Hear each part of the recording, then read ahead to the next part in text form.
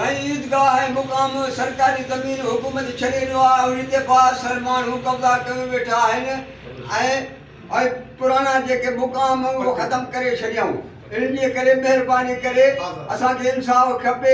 SP DSP ऐं सरदार मोहम्मद बख्श ख़ान अलीगढ़ ख़ान खे appeal था कयूं इहो क़बर असांखे अदा करे। ऐसे सूबेदार ख़ानपुर ॻोठ मशकूर गॾाणी घणी आसानी साईं आहे अंदाज़न 32 जरे परेल जे पुटनि जो कब्ज़ो आहे। अब्दुल कादिर नालो अथसि ऐं अब्दुल हमीद ऐं अब्दुल मजीद इहे मोहम्मद परेल जा पुट आहिनि। कब्ज़ो कयूं खाधो वेठा आहिनि। हिन ताणी उहो क़ब्रिस्तान अञा बि पटींदा खाईंदा था वञनि।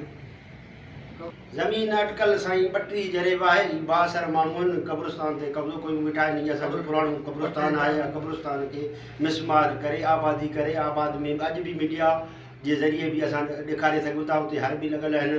बासर माण्हू कब्ज़ो कयूं वेठा आहिनि। ऐं इन जे करे असां थोरी ॻाल्हि कईसीं क़ब्रिस्तान जी आज़ादी लाइ।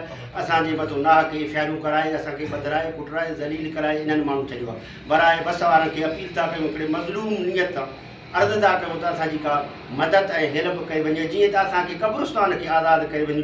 उनजो बदिलो अलाह पाण ई ॾींदो।